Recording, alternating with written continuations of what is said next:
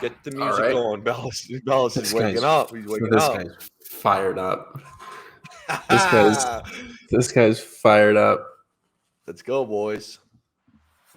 Might.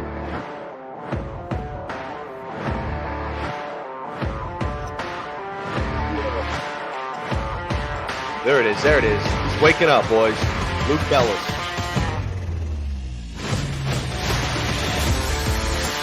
I missed that.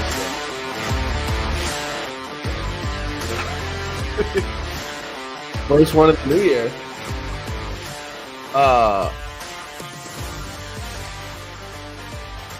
Mr. Luke Willson. How you doing, buddy? How you living, bro? I'm How doing you good. I doing? meant to tell you. I'm trying to think of who I was talking to.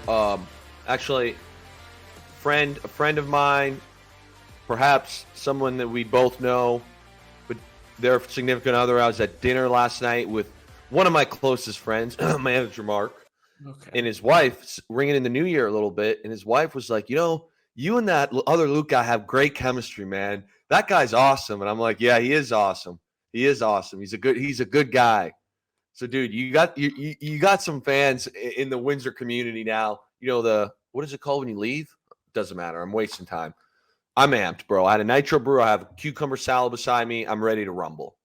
It's pretty funny because on the flip side, I rolled out of bed 20 minutes ago. These Sunday night recording times where there's the energy of you coming off of doing the TV stuff with Jay, which by the way was like incredible. How long did you guys go for tonight? It felt like about 45 minutes, but I mean, it was electric. Electric. We talked about a lot. I love talking ball, man. We had a lot of good ball talk. Let's get into it, man. One of the things that is a hunch of mine, Luke. Mm-hmm. What have you noticed this year? There's been a lot more fourth down attempts. Is that a fair statement? Yeah, it seems like that. It seems like we're getting a little bit more aggressive with play calling on fourth downs. So I have a philosophy, a theory. It's not proven yet. We'll see. It'll take a couple years to prove. Right now, the idea is like, the analytics show. The analytics show this. The analytics show that, you should go for it here. But where I get scared with football analytics, which I've told you this before, is that it's not baseball. I don't think it's as quantifiable as baseball. So when you only play 16 games a year, times whatever, 32 teams, versus when you play 162 games a year times 32 games, the data is not the same. It's not the same. So now all of a sudden, I think in the next few years, as you see more and more teams go for it on these 4th and 3s, 4th and 4s, the data is going to show the other way that we should have been punting, but because it's so rare in the past, does that make sense? The teams would even go for it. The data was skewed.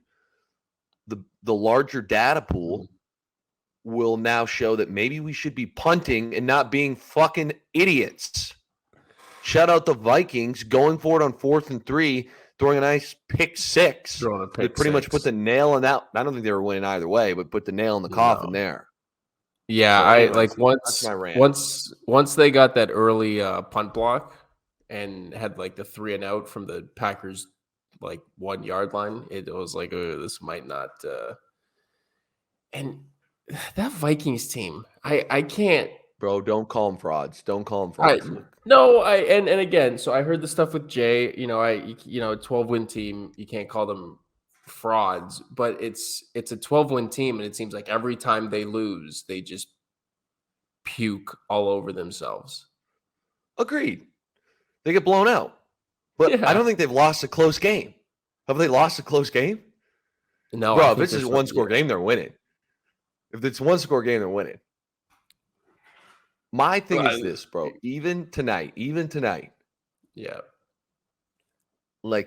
So, and I don't know if let's see if he can pull this bad boy up. But can producer Alec pull up the end zone view? Look how good this guy's getting. This is what I'm asking him for. It is on the TV copy, but the end zone view of the Packers kickoff return, and I just want to point something out on this end zone view. The Packers kickoff return touchdown, specifically, Alec, if you can get it. I did see it on TV from the Vikings side, and I'll be able to point something out right away. And the reason I'm saying this is I look at this game and I think the Packers are the real deal. But the Vikings did a lot of dumbass shit.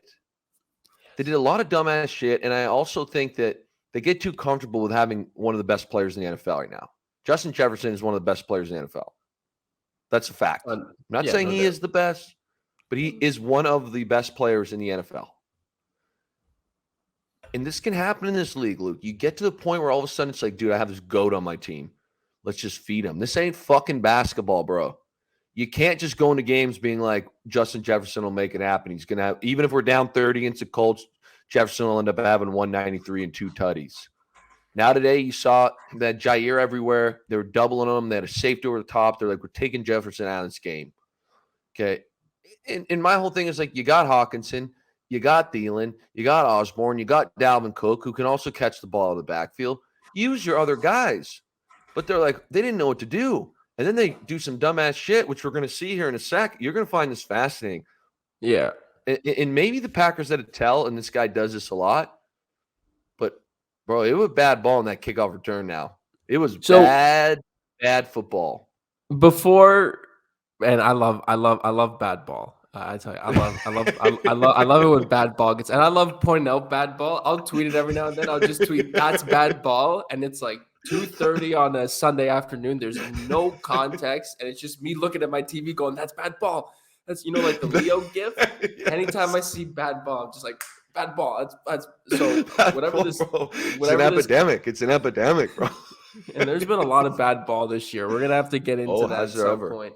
It feels like maybe even like an off-season podcast topic of like the level of football this year has been strange. It's been weird. I want to get into it at some point. However, before we get to the kickoff clip, while producer Alec is still pulling it up, a very simple question.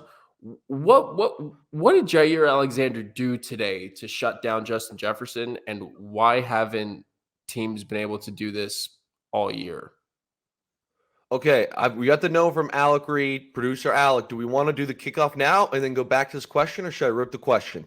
Your call. It's your show. Let's do that. Let's hit the kickoff, and then we'll go to the Jair Jefferson. Let's do the kickoff. Let's do the kickoff. Okay, so here we go. We're loading it up. I want you to watch right now. So run it back. My bad. Run it back real quick. So on kickoff here, boom, pause it now, please. Okay. So how this works, if you look at the right side, they're doing this perfectly correct. So on every kickoff team that I played on, now you can switch it, but your fives, you count them from outside in on each side. So 1, 2, 3, or 5, kicker doesn't count, obviously, right? So your fives are the two guys in the middle. They're known as disruptors, Luke. Even if they don't make the play, you got to penetrate. You just need to cause destruction in there. So right now I see this 47 and 83 are your fives. The 4 are called fold players. So I want you to look at the relationship that 47 and 45 have. You notice how on the right-hand side we're looking right now. You notice how 47 is a couple yards in front of 45. Because the 45 guy is the fold player who is supposed to make the play. 47 disrupts, 45 folds underneath him and cleans up the play, if that makes sense. But what you can't do as a 5 is what 83 does. And what's strange here is, and this is why I don't know, is there a tell where they set 83 up? Because what you're going to see here in a sec is 83 goes all the way outside 45. That is not the disruptor's job. The fold player can do that. The fold player, which would be 44 on the left. It's the fold players or the 4s or 44 on the left, 45 on the right. But you already notice right off the top, 44 is in front of 83. Bad ball. Bad ball. You need to be behind the 5, the penetrator. Boom. So we're going to play this bad boy, and you're going to watch how the right side does it correctly, and 83 jumps way over there. And then what makes it worse is because the 4, which 44 on the left, isn't actually playing the fold, he has no one to play off. So he ends up jumping the other way, and now we have Moses who just parted the Red Sea. Boom. I mean, you can see it right now. It's no surprise where this bad boy is going. Yeah. And now we break it. Did that make sense, Luke? So you have 2 guys that have gone rogue. They've gone rogue. And this is what I'm saying, where it's like, you want to talk about bad ball. This is fundamentals. Boom. Again, see how 47, 45 keeps a relationship where 47 is in front of him. 83 fucks off, goes way outside the other way, can never do that. And to make matters worse, because he's not following his penetrator, 44 on the left goes the opposite way, which creates this huge part. And now you got a 90 or 108-yard kickoff return. Good night, Jim Kite. Good night, Again, Jim Kite. I don't want to take anything away from the Packers. It's a big play, and they did it correctly. But to me, if I am the special teams coach of the Vikings, I'm asking my guys, what the fuck are you doing? What are you doing? Just a fact, bro. Just a fact. Clean that bad ball up. Anyways, how you like that special teams clip, man? You like that? Full players, bro. You're learning the game. He knows his ball. He knows his ball. Bro, you're folks. learning the game right there. He knows like his that. ball, ladies. You know who's and gentlemen? hyped right now? Is producer Alec right now. He's bringing this to his high school next year. He's gonna have his penetrators just disruptive out there, bro. We'll look this guy up one day down the road. But my rookie year, we had a guy named Chris Maragos. Oh my. He was a 5 special teams guy. Maybe producer Alec can get Maragos, I believe, is Margagos. There you go. Yeah. But bro, he was a beast on kickoff, bro. Beast. Anyways, back to Jair and Jefferson. Yeah. Talk to me about that matchup. So when you see it, like, what was your thought? And then I'm gonna kind of play off that. Like, what was your thought on how they stopped Justin Jefferson? So the two things I guess that stood out to me was, one, it seemed like Jefferson was having some issues with the field conditions. It, like, I don't know, Lambeau in this time of year, whatever. The second thing was Alexander was just very physical at the line off, like, every snap. It seemed like the ball would just get snapped and he would just push him. He'd just knock him off his route and smack him. And it was every play. Off. And there was no rhythm, there was no consistency. And to your point earlier, the Vikings have this issue where it just when shit goes awry, it's like, where's Jefferson? Where's Jefferson? Just force feed him, just find him. And they never had that opportunity because every time Kurt dropped back, there was Jair Alexander just jamming Jefferson at the line. So a couple things. What allows you to jam like that, and I saw it on this Next Gen Stats clip, was that he wasn't playing press with no help. You always seemed, and some people call it double covering. I don't know if I'd go that far, but it's like he always had safety help over the top. So, and you kind of saw it in the game and leading up to it where, you read some of the interviews and Jair was like, yo, man, it was a fluke, which it wasn't a fluke. Jefferson is that good. But you can tell that they come in, and I've been in locker rooms in meetings where this is literally is what it said. You pick out one guy and you say, we are going to stop this guy at all costs. And that is, to me, what the Packers did, especially in that secondary. They came out and they said, we are going to stop Justin Jefferson at all costs. Jair, you're following him. And Jair said that in his post-game interview. He goes, first off, I didn't follow him in week 1. So we followed him everywhere across the field. And then they pressed him a bunch to give him all sorts of different looks. And they were physically jamming him at the line, but also giving Jair a ton of help. I was watching the Aaron Rodgers interview after the game, and he's like, it wasn't one-on-one coverage. It wasn't like, I'm just going to play man coverage with no help the whole game, Deion Sanders style. That was not it. So now all of a sudden, though, you're playing leverages. And that was the other thing. If you were to break this game down, a lot of those press coverages, Luke, it was very funny because, not funny, it was interesting to see the chess match because Jair was really picking a side in the sense of like, okay, I'm playing outside leverage here. I'm keeping my leverage no matter what, and I'm not going to let him juke me off the line here. And I know that if I do get got, which he did not, I at least have help over top on the opposite leverage. Both his safeties and him, they were on the same page. They executed the game plan extremely, extremely well. They were never caught like, oh, I thought you were doing this and I was doing this. That never happened. And then the next thing is, people don't understand in this league how much of throwing the football is timing. When you see a play, you think, oh, wow, what a great route, what a great ball. we used to say this all the time in the NFL. Well, coach, coach asked me, why'd you cut that route short, Luke? The route's at 10 and you ran it at 9. Well, coach, I got jammed off the line, and in your head, you have an internal clock. And this is a huge thing for receivers where it's like, I know that if I take the 2 extra yards, timing's off. He's going to get sacked. He's going to be out of sync. He's going to be looking over there already. So now someone's going to drive this route.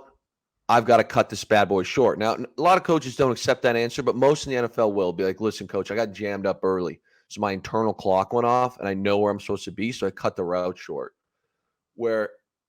it just throws off. It's crazy how like getting jammed like that can throw off almost entire plays. Because even the quarterback who's going through his read and is trying to get in this flow state is like, boom, all right, I'm going 1 to 2 to 3. Well, now all of a sudden it's 1 to 2. 2's not there. 2's not there. Like I want, and then all of a sudden it's like, boom, what do we do? Now I just got sacked. Now I didn't read the 3. Or the moment that the third read was open, that window's now gone. He made his break. He was open for a sec. I was still waiting on the second read. Now I go to the third route, and the window's been closed. So it's a huge ordeal. The jamming worked. And again, the way to get around, especially, which they didn't have, is being like, isolate Jefferson, have the safety move over to a single receiver side. And then you sit there with Osborne, Thielen, and Hawkinson and be like, boys, if Jefferson's going to take 2, y'all got to win over here. But it was like the Vikings had no idea. They're like, oh, bro, we can't even fathom this. Yeah, that's that's the weird thing about Minnesota to me is that, like, they have weapons. It's not like it's just Jefferson and no one else, right? It's like you went and got Hawkinson. You have Adam Thielen, even like KJ Osborne. Like they're all good. Good today. Yeah, good players. Look great today. Yeah. What else? We did no show prep, so I don't know what else is at the top of your mind here. What else you want to what you want to chat about here? You want the NFC's in a weird spot. The NFC's in a weird spot. The Eagles refused to lock up the 1 seed. The Niners went to overtime against the Raiders. That's my question, Luke. And I know where you stand on this, but I want you to say it out loud. Yeah. So that I can tell you that you were wrong in 4 weeks. Okay. How good is this San Francisco team? They're the best team in the NFC. No. Bro, let me ask you this. Round 1. Packers get in next week. Yeah. They go to San Francisco. Yeah. What's the score of that game? Jason Stidham just torched them. That score is San Francisco 24, Green Bay 14. Bro, it ain't happening. Dude, the Pack are back, but like the Niners. Dude, the Pack are back, Niners. But like the Pack, the Pack aren't all the way back, and even when the Pack were back, they lost to this Niners team in the playoffs. Bro, last year, Aaron Rodgers has somehow found mobility. We didn't even see Romeo Doubs tonight. That dude's also very good. Watson is reliable. Lazard looks good. Cobb's healthy. And the run game's been good all year. The run game has been good all year. Now let's go to the defense. They've somehow figured out how to slow down the run. God forbid they stop or slow down the Niners' run game. Jaron Reed in there making plays. You're telling me that Brock Purdy's going to cook Jair and Rasul Douglas? Brock Purdy? You're telling me Brock Purdy might not be baited? This man, Jair, with help, as we just talked about, shut down the best receiver in the NFL today. I will say, you're telling me Jair's not going to bait him into a pick? I definitely think there would be better teams for Brock Purdy to play against in his first playoff game as a member of the 49ers. However, if it is the Green Bay Packers, which we're going to have to talk about that too now, give me the Niners. I've been on the Niners all season. I I can't. know you have. I'm not cooling off on them now. This Packers team, like they've got hot at the right time, but they beat a I got another one they for you. they beat a I concussed got another Tua one. last week. They beat the Vikings this week. I want to see them beat some teams, Okay. beat some more teams. Okay. But Here's another question for you, Luke. yeah. Let's go. What did you think of the Seattle Seahawks today? What did you think of that performance? You're a Mike White guy. I'm a Mike White guy. I thought the Jets would pull off the win. I think as soon as the game started, I texted you. I was like, I'm a shit guy. Yeah. Like I should have known this. Yeah, I because you should have. bet. I told you not to do it. I told you the That's, Seahawks would win. yeah, that's fair. That's fair. But here's my question. I'm not here to because you're right No. more than you're Yeah. wrong. You tell me You've a told lot me of a lot of things. things. Yeah. You told me a lot of things that are all usually right, specifically like betting unders that I never do.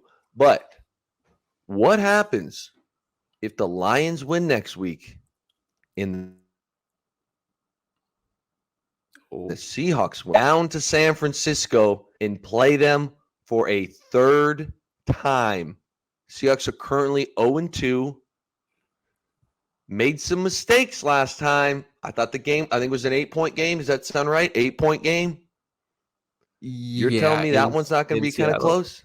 You are such a former Seahawk. It hurts because like every now and then we have conversations about football, and I need to treat you the same way that I treat my buddy, my old roommate. He's a big Eagles fan.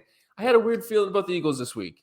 I tell you, all week I couldn't shake it. It was like something about the Saints. I called my Eagles guy and I was like, hey, dude, you got me with the Eagles, right? Like, what's he was like, yeah, we're good. Don't worry, like we're fine.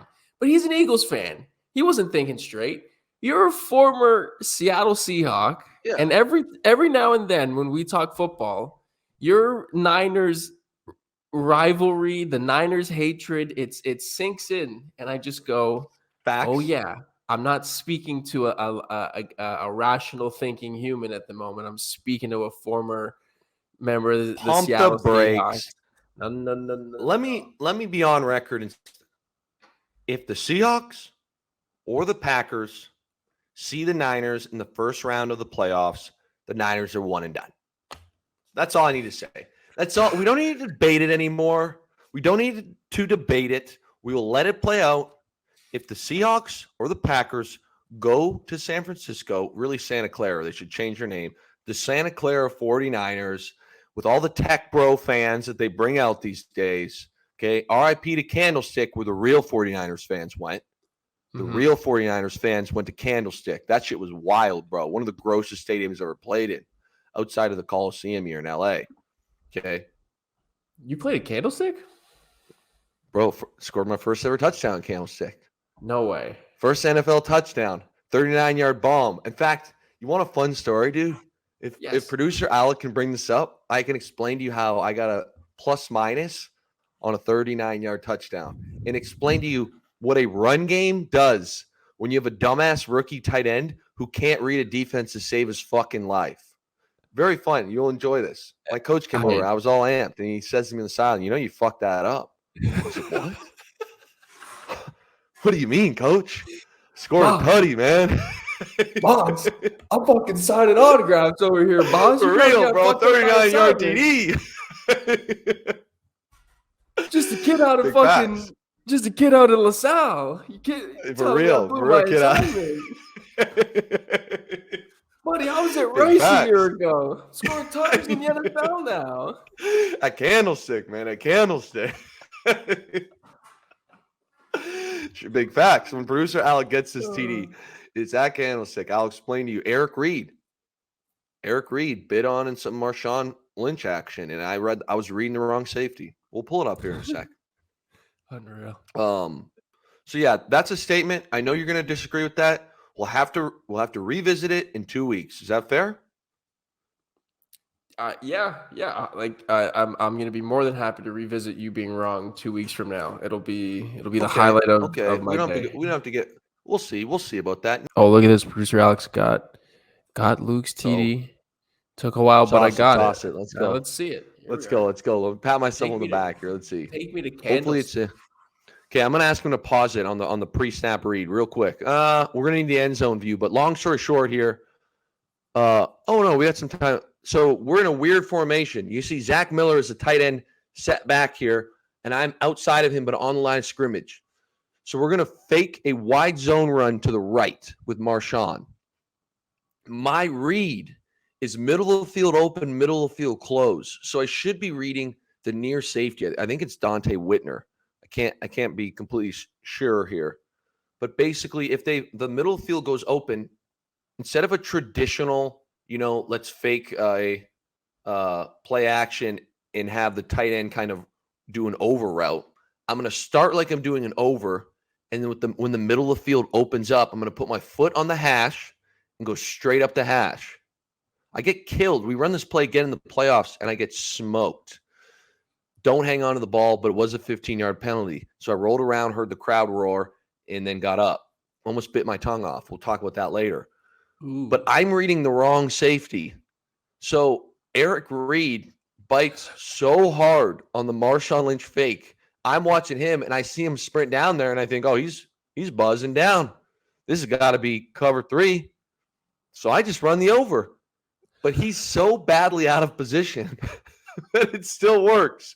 So we're going to play it. This is kind of the game within the game here. I had no idea. You play it. So you see, right now I should be going straight up the field. But instead, boom. Let's see if this ends up having an end zone view, and I'll be able to kind of show you Eric Reed. Boom. Slam that shit, big dog. There it is. We'll let this roll. Candlestick. One of the last games ever played there. Scored. No bigs. Dumping on the Niners. They actually beat us in this game. Ooh. We'll let it play. Hopefully. Okay. So you can see. Boom. Oh, you can't really see it. I'm actually supposed to be going straight up the hash here. Okay. If you run it back like 5 seconds here, you can see that's Eric Reed. You just saw right now. Pause it. In the very bottom right corner is a safety. That's Eric Reed, and he's supposed to be playing cover 2, so deep half. But he sees the Marshawn Lynch run fake and starts flying. Does that make sense? Yeah. So I'm like, shit, I'll just run over here. So here you go. It's going to go by quick, but as you can see him just jet down there, okay. I'm like, oh, okay. And long story short, I have no idea because I'm a stupid rookie. I come out to the sideline thinking like, what a great job. I did a great job. My coach goes, what were you fucking looking at? It was an awful read, son. And I'm like, really? I thought he was trolling me. So in the grade sheet, we get a plus or a plus minus or a minus. If you got a minus, means that not only did you not know what you were doing, but then you fucked up. Like, so how we were graded was the first plus is to know what you were doing. And then the second thing was, did you do a good job doing it? So I got a minus plus. So I got a minus because I didn't know what I was doing, but I did a good job of fucking up. So kind of like results over process over results kind of thing. Yeah. But it still stung because when it was competitive, when you got your grade sheet, everybody in the tight end room saw it. So like the first thing you would kind of do is be like, all right, I graded out at 84, but what did every other tight end grade out at? Then you'd count your minuses like, what the fuck? And I had a bit of an argument with my coach. We're good friends, but I'm like, boss, how are you going to give me a fucking minus on a 39-yard TD? I know I fucked the play up, but like you can't actually get a better result than this. But anyways, that's got that Super Bowl mentality. It's that Super Bowl mentality. Wasn't good enough. 30-yard touchdown play. Got to be better. That's a pretty funny. So that was your first touchdown in the NFL. First touchdown, yes. and you come off the field. NFL. You're top of the world. Buzzing. Your coach is like top of the world. I'm like, holy shit! And it was kind of a long one, right? 39 yards. And at that point, like that was our huge rival. Yeah, broke a bit of a tackle, and everyone's going nuts. And dudes are happy for me, And that was we lose this game. We actually lose this game 19-13, I think, or 19-17. I'm not sure what the final score is. It was a grimy game, kind of like the game tonight. But at the time, that was the go-ahead touchdown, and points were at a premium in those games. Points were always at a premium when we played them, especially on that defense. Like that's Alden Smith in his prime defense right there. That he was a bad man out there. So my coach says to me, I thought he was kidding. Like I said, you fucked up, man. Good job, but you fucked up. Tough memory right there. Welcome to the league, man. That's no question. You got to get your shit right. Next question for you, Luke. Yeah. I got asked this on SportsCenter. I got asked this on CTV. I got asked this on Jay Onright show. I said the same answer for all three. And I stand by it. But I do get nervous. And I want to tell you why I'm nervous. And the question is, can the Tampa Bay Buccaneers make noise in the playoffs? And every fiber of my body says no. No. But every fiber. Yep. But bro, Tom Brady threw for 432 today. I know it's Carolina. Yeah. Mike Evans had 200 yards today. Chris Godwin had 110 or something. Yeah. Bro, this team has pieces. They're awful. They're an awful football team. They play very, very bad ball. They're not consistent. Do I believe that all of a sudden you can show up in the playoffs and start playing well? No. But if there's one person who could switch my belief on that, his name is Tom Brady. Dude, were you watching these balls today? This guy was slinging the pill. Yum. Drop back. Yum. Oh, my God. Boom. No, there's Mike Evans, 50 yards downfield. Boom. Right in his hands. Oh, my God. I'm like, bro, who is this man? I mean, like we've essentially given Tampa Bay a 17-week, 18-week preseason. Yes. They're 8-8. They're gonna get a bye next week. Like they're gonna be able to rest guys before the playoffs, and they're just gonna roll into the playoffs with Tom Brady, Mike Evans, Chris Godwin. The thing is like they can't run the ball at all. Like at all. They can't. Like. Correct. So it should Dallas should win that game. They have no reason to lose that game. I agree. Listen, Luke, I'm agreeing with you, but it's Tom Brady. Dak Prescott has seemingly been just saucing up picks. Yes. He's just been saucing them up. Yeah. Now all of a sudden, he sauces a couple picks up, and Tom Brady's just like, there's Mike Evans, 50 yards down the field. Oh. Now it comes down to a 2-minute drive with Tampa Tom. Bro. And it's game over. It's not that far-fetched. It's not. No, it isn't. It isn't. It in a vacuum, it's not, because you look at the roster and there's so much talent. But Luke, if the Tampa Bay Bucks win a fucking playoff game this year, I might scream. They are dreadful to watch at times. They're dreadful. Today was a total flip from that. I understand it with Brady and the touchdown. They weren't that good. I mean, they were good offensive, but they were. Everyone thought we were prepping for the CTV show, and we had questions being like, "Yo, when Tampa Bay loses this game, here are the talking points." This was not. They were not in control of this game, not until very late. The Bucks, yeah. Oh wow! I tweeted at 2:00. The Bucks, they might be. They still might be. I don't give a fuck that they won. The Bucks might be the worst. Okay, so I kid you not. 2 minutes later, Brady hit Evans for his first touchdown of the day. It was like a nice 60-yard bomb. It was very properly timed after that tweet. Yeah. Yeah. Well, AFC. Great. Yeah, AFC. Talk to me about AFC, because the AFC picture is kind of cleared up, in my opinion. About a month ago, I was expecting a lot of fireworks, and I think it looked like there could have been 4, 5, 6 teams that could have come out of the AFC, but I think it's kind of been a bit of a war of attrition in this conference. Where are you at? I agree.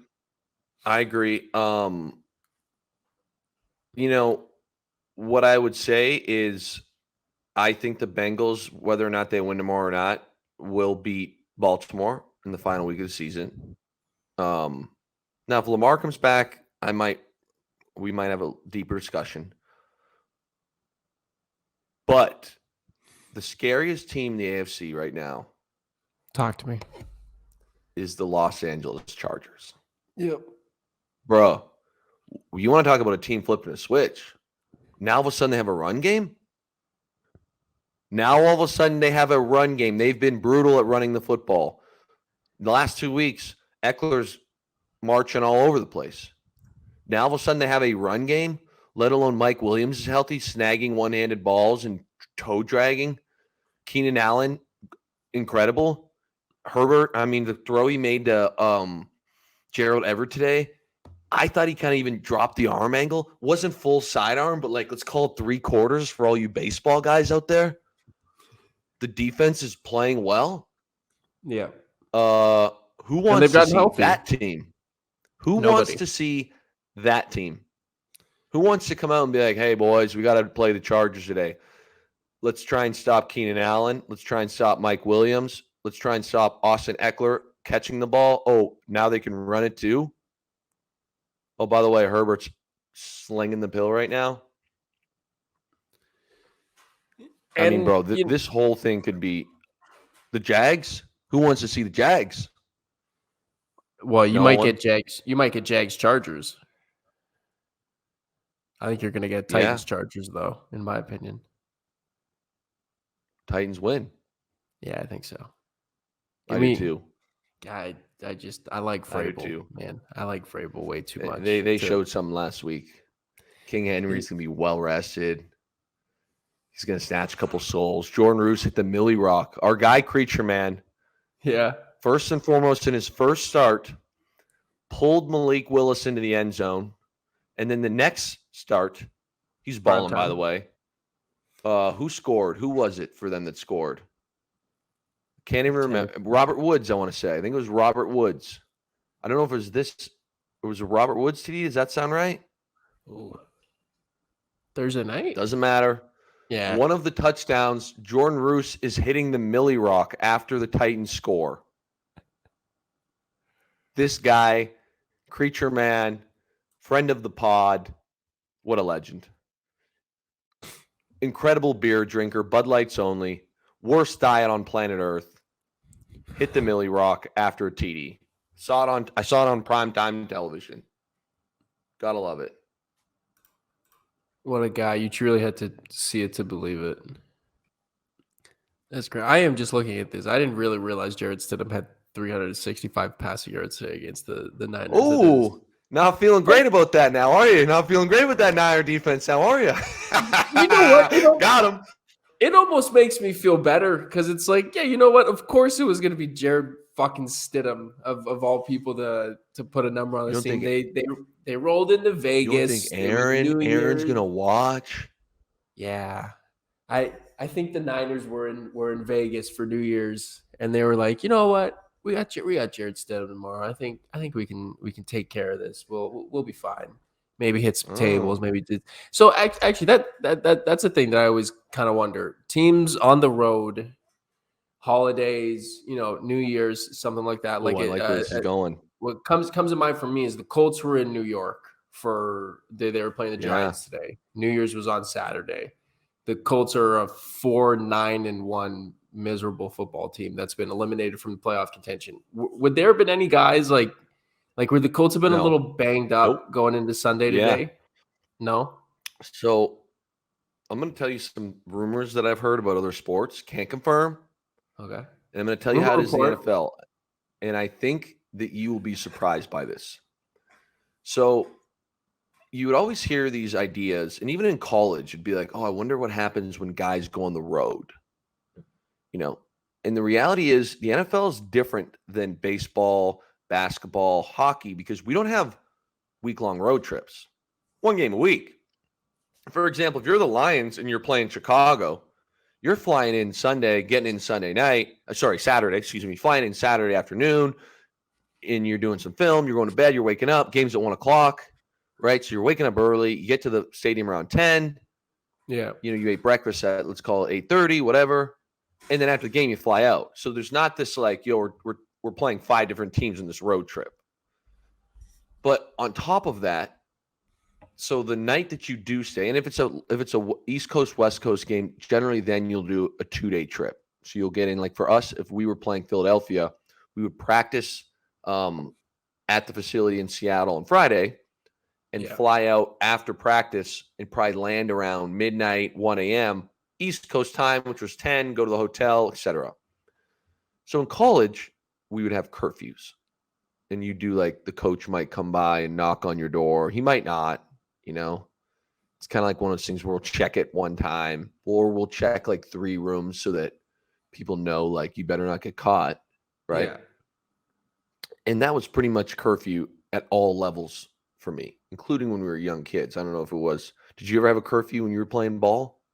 Yeah, I mean, you'd have stuff at like hotels and stuff like that. But like I Yeah. told you, I coach, right? So like it's you go Yes. around, you do the bed checks or something. But yeah, you do the Yeah. same And you thing where knock.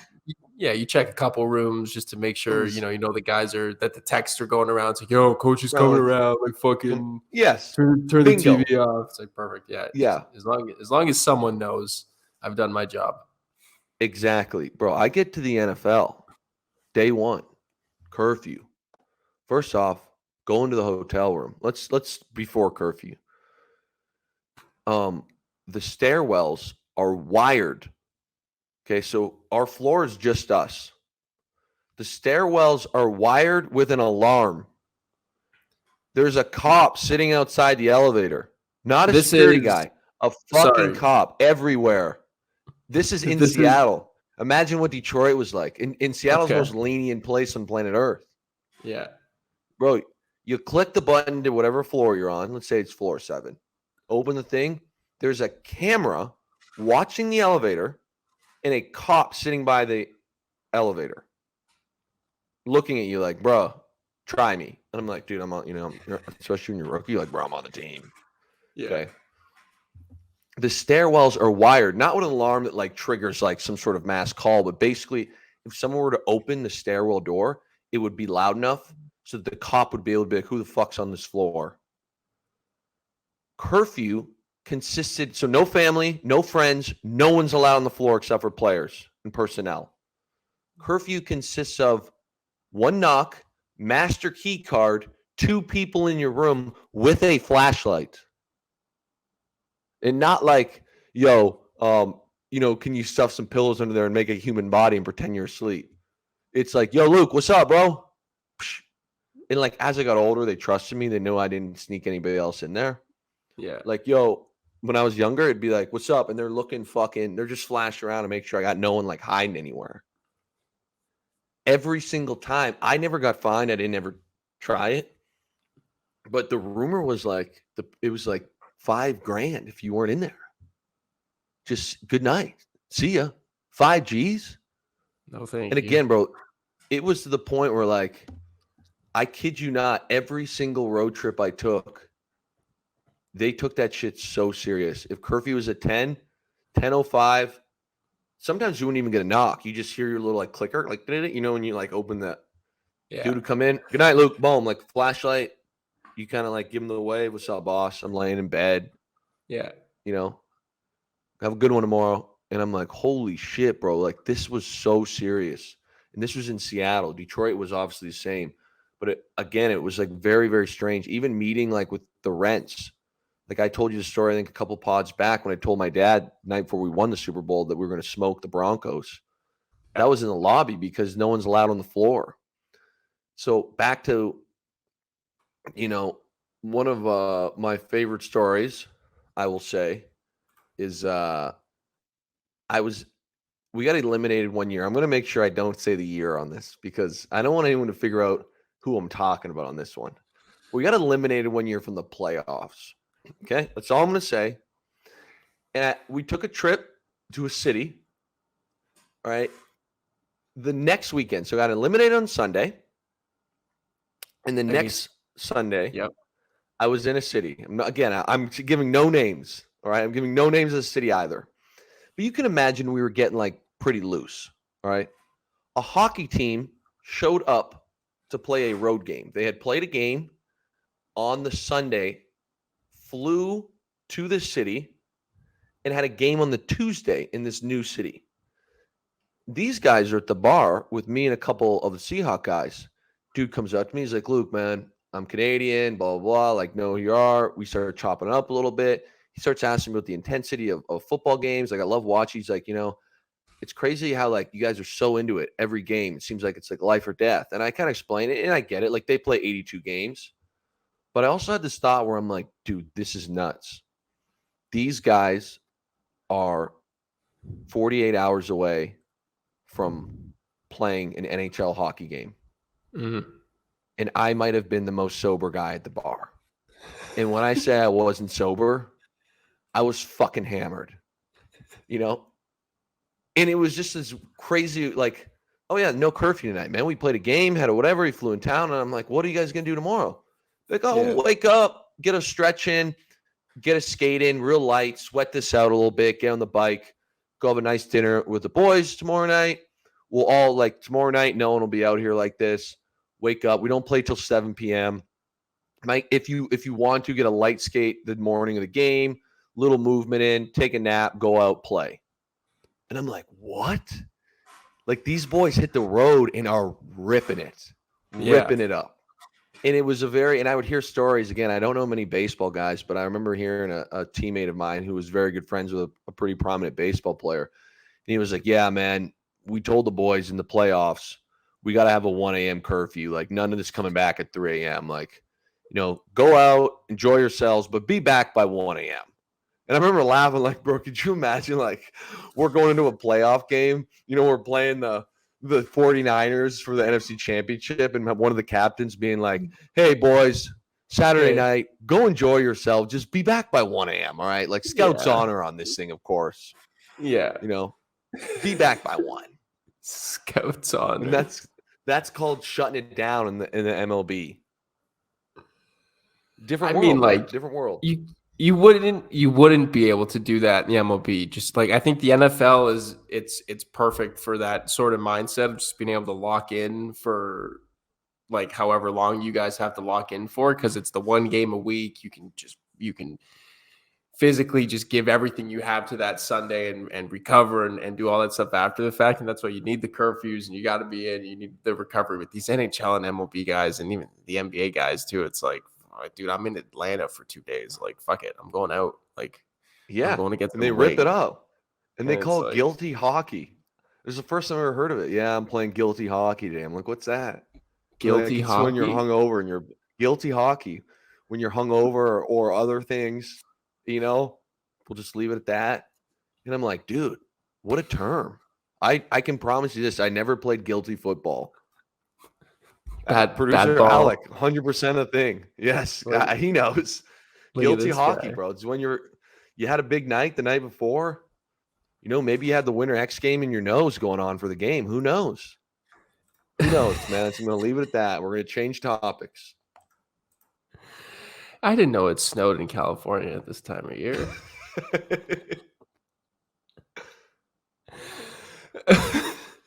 Let's talk Monday Night Football. This podcast is coming out on Monday, and then if we want, we can play everyone's favorite game, 1 sentence or less. We'll wrap this thing up here. I think that'll get us to about our hour window spot, and we can get it moving. Dude, yeah, let's rip it. I don't remember the last time I was this jacked up for a Monday nighter. Bills, Bengals. We've just talked about some of the teams in the league, talked about a lot of bad ball, talked about a lot of teams not executing, a lot of the use of the word fraud this season. I don't think there's any conversations about frauds surrounding the Bills or the Bengals. Two of the better quarterbacks in the league, two of the better offenses in the league. This game's got high-powered, high-flying, a lot of points written all over it. I'm sure you're geeked up for it too. So let me know where your head's at for it right now. So this is one of the things that I do is I went on, like I said, we talked about the Jay Onright show today, and I said that the Bills are going to smoke them. And a lot of people think I just do these on hunches, I'm sure. But the reality is, and I don't know how to correctly pronounce his first name. Is it Lael Collins? The right tackle that's now out for the season? Yeah, I think so. The Bengals barely good at offensive line. They were brutal at the beginning of the year. They figured it out. And now you just took probably their best O lineman, or at least a very good O lineman on their team, and he's done. What are they going to do? How are they, like, they're thin there already. Like, to me, that's a huge loss. The kryptonite or the Achilles heel of this Bengals team is the offensive line protecting Joe Burrow. And now all of a sudden you've got a very, very good defensive line. Even though Von Miller's out, let's be honest, this Bills D line is the real deal. God forbid Buffalo gets up a little bit and gets to pin their ears back. This game has everyone's talking about how the Bengals are the hottest team in the league and blah, blah, blah, blah. We suddenly forgot about the Bills. This game is the making of an absolute shellacking. Shellacking, bro. See, I'm going Bills heavy tomorrow night. Oh, he doesn't like it. He doesn't like it. No. See, I the exact opposite actually. I enjoy, like, I've really enjoyed getting to work with you this year because you're not afraid to kind of like to just say shit like how you see it, because you've been very anti-Bills at like points of this season. They came out and beat the Rams week 1, and you came out and you were like, yo, like, they got to clean shit up. There's been a lot of points where it's just been like a lot of momentum surrounding the Bills, and you've been very cautious with them. And it's like coming into this game, I feel like it'd be very easy for you to just be like, look, like, I've been ragging on the Bills all year, blah, blah, blah. But I like, because you see it like it is. And you're like, dude, like, this game's got Bills in a route written all over it. So, and a little note here from producer Alec Reed saying Bills have won 6 straight, Bengals have won 7 straight. Little rubber got to meet the road. The counterpoint I would give you to there about the Bengals O-line injury is that they've been doing it with banged up O-lines. They've been doing it with bad O-line. They went to the Super Bowl last year without it. There's been a lot of like patchwork, and it just feels like the Cincy team's in a spot where it's like, okay, we're gonna roll through it. We're gonna move someone else in there. It's gonna, he's gonna get it done. And I'm sure, what we say is Leal Collins. Yeah. I'm sure he's great. I'm sure he's awesome. He's not, one of the best tackles in the league. Yeah, fair. I don't think this is leaving like a very fair. like a Trent Williams size gap if like the 49ers lost him. And it's like, if there was a team in the league right now that could probably afford to lose, or that could recover from this, or his experience with this over the last years, it would be this Bengals team. So I am curious to see it and how it looks their first game with another version of this O-line moving forward against, like you said, a defensive front of the Bills that is quite good. And I think what I'd like to see from Buffalo is a very good win and a very foundational win, fundamental win. No red zone turnovers. If they don't score in the red zone, take the fucking field goal. Don't force a pick. But I do think the one question that I have, and he did get back to kind of, catching some balls, was that right now there's no big time number 2 guy in Buffalo. Yeah. You've got Diggs, and Knox has been better as of late, but Gabe Davis has somewhat fallen off. Okay, so you've got Isaiah McKenzie, Cole Beasley from the P Squad. I do think they need another playmaker, and I do think they need to figure out what they're doing with this backfield. Right now, I see this backfield, and it's like you see Singletary, and then you see James Cook, and then you see Hines, and it's like they're all kind of playing a different role, but then they all have similar roles, where to me, it's either you have 2 horses and you roll with those 2 guys, or you have a third down pass catching back and you got your main guy. Like right now, I think that they just need to put their foot down and be like, we're riding with Singletary and Cook, or Hines and this guy, whatever it is. So I do think the Bills have some questions to answer, but they're good problems to have. So we are 55 minutes in, and I think we're about to get a clip here. I think we're about to get a clip here for social, because I got to ask, Joe Burrow or Josh Allen? Who's the better quarterback? Yeah. Oh, well, that's 2 different questions. Okay, so who's the better quarterback, and who would you like?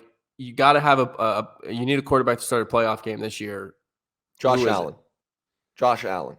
Okay, I'm going Joe The Burrow. playoff game. The Yeah. playoff game going Josh Allen just because I think the guy's because he's big, we don't really like give it enough props, but he's very dynamic with his legs and he's very dynamic making plays. He's got a cannon attached to his shoulder. I'm going with Josh Allen just because not that Joe Burrow is not a great playmaker, but he's a little more of a traditional style quarterback. A little more. I mean, he can still do some crazy shit, but Josh Allen, I think the craziest playmaker in the NFL. Oh, sounds like a motorcycle outside. It The does. craziest playmaker in the NFL is still Patty Mahomes, I was going to say it's Mahomes. but I think the second guy is Josh Allen. Yeah, like Allen's it's an interesting question because someone brought it up to me earlier in the week, and immediately my mind went to Allen because it feels like that's where the conversation's been for the last however Yep. long. But if you just look at it from like a blind resume perspective, which I know blind resumes are kind of dumb, you have a number 1 pick at the draft compared to a 7th overall pick at the draft. You have a guy who won a national championship compared to a guy who went to Wyoming. A guy who went to a Super Bowl in his second year as a starting quarterback in the league versus a guy who's won a couple of playoff games with some pretty talented rosters. It's just I don't know why immediately I default to Josh Allen over Joe Burrow, where it feels like over the last 3 years, Joe Burrow's tried to do everything in his power to tell me that he was one of the better quarterbacks playing football at the moment. Yeah, it's a great question because the reality is this will be controversial. Uh-oh.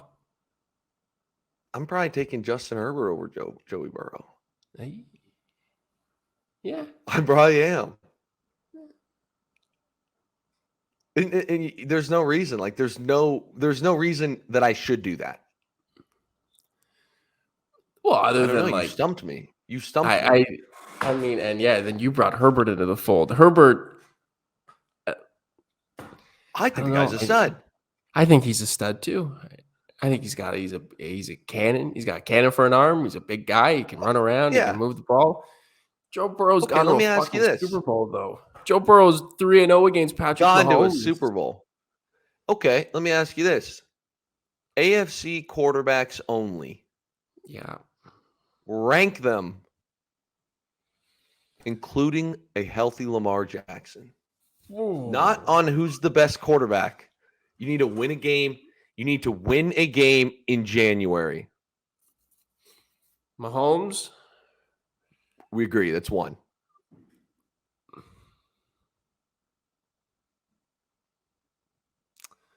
Uh-oh. We're both stumped. You can see the hamster. You can see the hamster run here. For the sake of Josh moving Allen. this along. Josh Allen is 2. So you have you got your 4. I'll have my 4. Who you got? Who you got at 3 there? You got Mahomes, Allen. No. Who's Herbert, your 2? Who's your 2? Herbert Burrow. I assume. That your 3-4? That your Mount Rushmore of current AFC quarterbacks? Look at us, 7 episodes in, we're doing Mount Rushmores. Win one game? Yeah. Not at this exact moment, but body of work, Lamar's 3. Ooh. Well, it's not at this exact moment. You can't. I love Lamar. He's hurt right now. He's hurt right now. Okay, he's had somewhat of a down year for him. So this year I'll go Herbert 3, Burrow 4, Lamar 5. I go Mahomes, Burrow, Allen, Herbert, Lamar. Okay. And I give Allen the edge there over Herbert because I've seen Josh Allen win playoff games. Justin Herbert's probably going to puke all over himself a couple weeks from now because he is still the LA Chargers quarterback. And whenever I get excited about the Chargers, Luke, whenever I get excited about the Chargers, I have to remind myself that they are still the Chargers. The Chargers, fair. So they like the Lions. Yes. Bro, let's get these questions. Let's get them going, bro. I'm excited for this part, dude. You want to do 1 sentence or less? Yeah. 1 sentence or less. It's my favorite game. It's my favorite time of the day. My favorite time of the day. Let's do it. So here's what I'm thinking. I'm thinking we zip through each game. We get one sentence from you on all of them, and then at the end we can circle back to whichever one you want to expand on. Okay, sick. Let's do it. You want to do that? All right. Yep. So we'll start it off. Falcons, Cardinals. Falcons are building something. Falcons are building something. That's my one sentence. That is They're building something. Yeah, we Not for we this can year, revisit that. but Yeah, we can revisit that if we want. Something tells me we won't. Lions, Bears. Lions looked very, very good today. This team should be already in the playoffs, but they fucked up so many times. They looked very good, and they went back to the run game. I don't know why. Let me rephrase this. I know it's one sentence. They went back to the run game. They should have never left the run game. They should have never left the fucking run game, but they got cocky and started slinging it around. They need to stick with the goddamn run game at all costs and get DeAndre Swift more involved. Anyways, done. There you go. Jags, Texans. I saw a tweet today. Someone tweeted it said looked like the Texans were playing hungover. Yeah, a little strange because the Texans have looked very good the last 3 weeks. Two good teams, and then a win, right?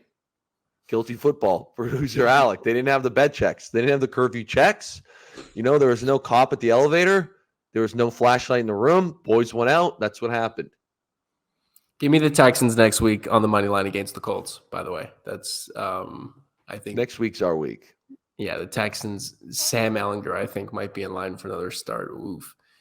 Chiefs, Broncos. You fire the coach, and all of a sudden the offense looks kind of good. Didn't look great, but like Russ made some throws. He was scrambling around. Yeah. Like, how the hell does that happen? Yeah. Like Nathaniel Hackett couldn't must have been fucking up. He must have been fucking up. He must have been fucking up bad. Couldn't hack it. We're gonna circle back to that for a second. Yeah, couldn't hack it. Patriots, Dolphins. Just fuck New England. They won't go away. They just won't. But this is what I'm saying is they're playing the margin for error for them winning is tough. If you look at these wins they're having, like even today, what'd they have? Pick 6, correct? Yeah. It's like, dude, if they don't score on defense or special teams, this team ain't winning shit. No. The thing is, they are scoring on defense or special teams, but this offense is bad. Big bad. Like, they might just do it again. They might just creep into the playoffs this year and just lose that playoff game by 30 again, like they did last year. They would have to beat Buffalo, right? Don't they play Buffalo last week of the season? And Buffalo will be playing for home field advantage. Yeah. Buffalo will be coming off a loss on Monday Night Football against the Bengals too, so that'll be tough. They'll be looking. No. They're going to smack them. Anyways, Giants, Colts. Giants 38, Colts 10. I could have told you. Handle business. Shout out to Brian Daboll. Daboll. Yeah. Daboll. I mean, you want to talk about a coach and how much that means for a team, for a franchise, to come in and take this roster, which is not super great, not super deep. No. And now they got to beat the Eagles, which would be tough, but they're 9-6-1 right now. Potentially could be a 10-win team. First time in the playoffs since 2016. Shout out producer Alec for that stat. Do you remember? That is a tremendous job by Brian Daboll. Do you remember the last time they made the playoffs? The infamous boat pick. Boat pick. When OBJ took the guys down to Miami the week before they played a playoff. Oh, game yes. against the Packers. That was. Yeah, I do. Do you remember that? Do you remember when that all went down? Yes, of course. Did you have any thoughts on that at the time? I remember there was a lot of media backlash about that. They were sitting on a boat shirtless wearing Timbs in Miami with Trey Songz. So there was some reason to get some backlash on it, but I thought it was a little overdone in the moment even. It was strange, but I'll tell you a quick one here. I know it's not part of the segment or part of the game, but I remember, here comes the pick. There it is. I remember vividly. Yeah, it's so funny, dude. I remember vividly my rookie year and my next year too. Pete said it both years. the bye week, it was like we played on Sunday, we watched the film Monday, and Pete was like, "You're done. You guys are done. Go home, see your family, enjoy yourselves, blah, blah, blah. We'll come back next Monday, and you'll have Tuesday off. So you'll come back Monday, just get in the building, show face, hour practice, move around a bit, Tuesday off, regular week." We had to buy both my rookie and second year, and Pete said to us, "This is not vacation time. This is not vacation time." And Pete wasn't, again, he wasn't like a disciplinary coach. He's like, "Boys, listen, I know it's been a long year. You guys have put a lot into this thing." He's like, "We're going to practice, and I am going to give you some time off on the weekend." He's like, "We have an opportunity here to do something you'll remember for the rest of your lives. You can do what you want to do, but don't leave town." That would be my advice. Stay in town, stay locked in. We got 5 more weeks of this thing, and we're going to win this whole we're going to win the world championship or Super Bowl, whatever we're going to be the best team in the world. And I remember sitting there being like, I ain't going nowhere. I'm staying in fucking Seattle. I'm not doing shit. I'm not doing shit. Let's keep the main thing the main thing. The main thing isn't to be on a boat with Trey Songz. It looked like a good time. I'll tell you that. Yeah.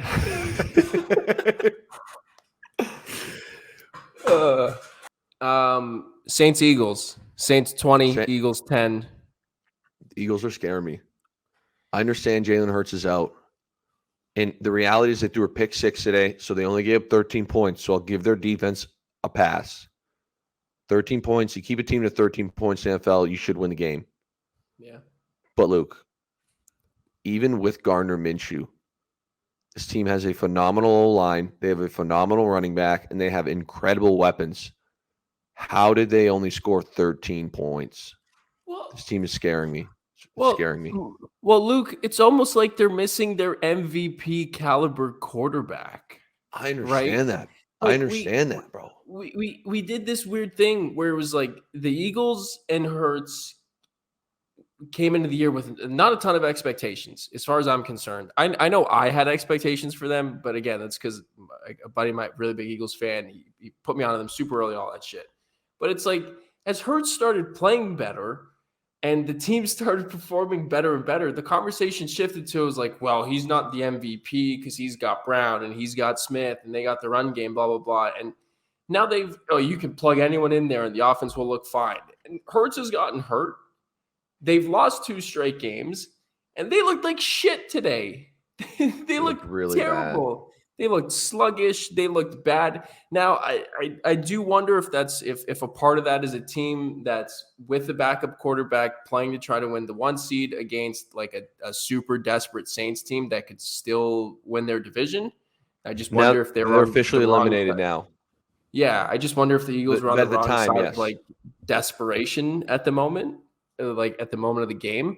But like I think Jalen Hurts deserves some credit here. He was having an MVP caliber type season, and the better and better he played, the conversation was just like, wow, he's got weapons. He's got the guys. So like it devalues it. It's like, no, when you take him out, they struggle. Gardner Minshew's a fine, capable. I would put him in the upper class of backup quarterbacks in this league.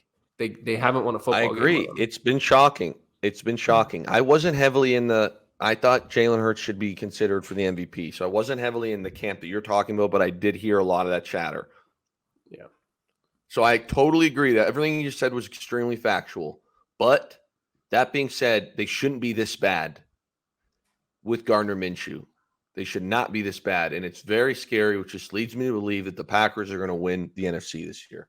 But anyways. I like it. I like it. No one wants you to be right more than me, but God, I think you're so fucking wrong. He's going to poop on everyone.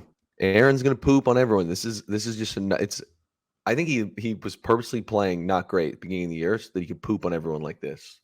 That's a complete lie. I just want anyone who's listening, I just made that up. I don't actually think that. I was gonna say, I think he had like a broken thumb or something, right? Like, didn't he have like a broken finger or something that we just didn't know about? He's not gonna get hot. I'm not worried about it.